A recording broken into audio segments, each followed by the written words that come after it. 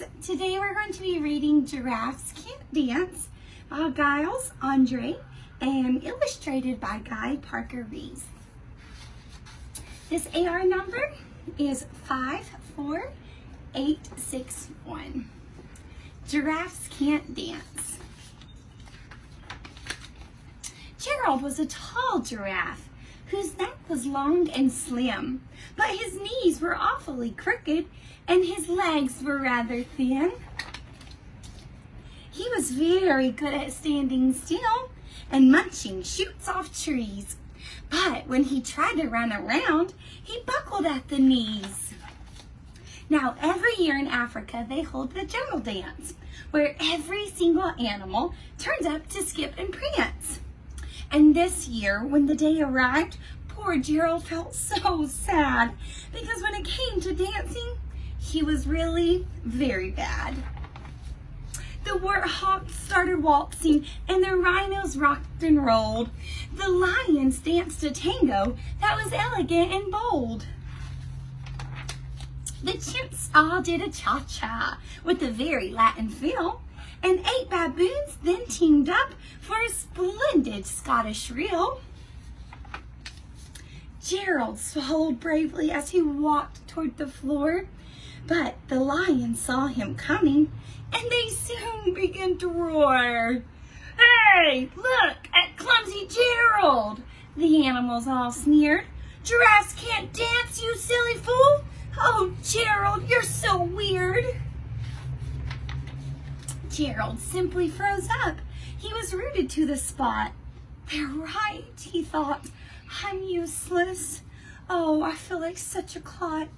So he crept off from the dance floor and he started walking home. He'd never felt so sad before. So sad and alone. Then he found a little clearing and he looked up at the sky. "The moon can be so beautiful," he whispered with a sigh. "Excuse me," coughed a cricket who'd seen Gerald earlier on, "but sometimes when you're different, you just need a different song. Listen to the swaying grass and listen to the trees. To me, the sweetest music is those branches in the breeze. So imagine that the lovely moon is playing just for you. Everything makes music if you really want it to." With that, the cricket smiled and picked up his violin. Then Gerald felt his body do the most amazing thing. His hoofs started shuffling, making circles on the ground. His neck was gently swaying, and his tail was swishing all around.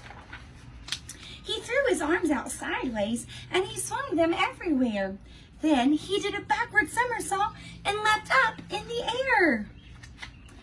Gerald felt so wonderful, his mouth was wide open. "I am dancing! Yes, I am dancing! I am dancing!" Gerald cried. Then, one by one, each animal who'd been there at the dance arrived while Gerald boogied on and watched him, quite entranced. They shouted, "It's a miracle! We must be in a dream! Gerald's the best dancer that we've ever seen." "How did you learn to dance like that? Please, Gerald, tell us how." But Gerald simply twirled around and finished with a bow. Then he raised his head and looked up at the moon and the stars above. "We all can dance," he said, "when we find music that we love." I love this book so much because it's such a great reminder that we each have special talents and gifts that we have. And although it may be different from what other people have, they're still special and they're still awesome. And so remember to use your special gifts and talents that you have. Bye, guys.